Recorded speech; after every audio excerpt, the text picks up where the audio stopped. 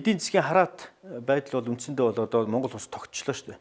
Одоо гадаадын хөрөнгө оруулагч нэртэй компаниудын овжин зангаас дээрээс нь улсын их хуралд одоо суудалтай энэ бүлэглэлийн гайгаас болоод Монгол улс өнөөдөр эдийн засгийн хараат байдлыг бий болгоцсон.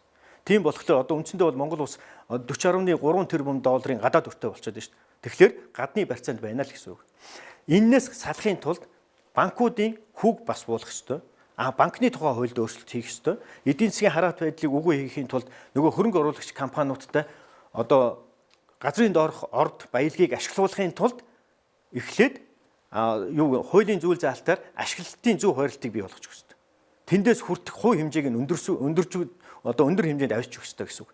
Ингэжээж энд холбоотой бусад холбогдох хуулиудыг нэгтээд банк санхүү хөрөнгө оруулалтын энэ хуулиудыг нэгтээд нэгч хийдлэгүн алдаагүй Монголын нийт ард түмний эрх ашигыг хангасан Монгол улсын эрх ашигыг хангасан ийм хуулийн төслийг боловсруулчаа явж байгаа. Энэ хуулийн төсөл дээр юу гэж зааж өгч байгаа юм гэхээр гадаадын хөрөнгө оруулагч нэртэй компаниудын эрх ашиг Монгол улсын эрх ашигаас дээгүүр байх ёсгүй гэдэг өгүүлбэртэй заалтыг л оруулж байна.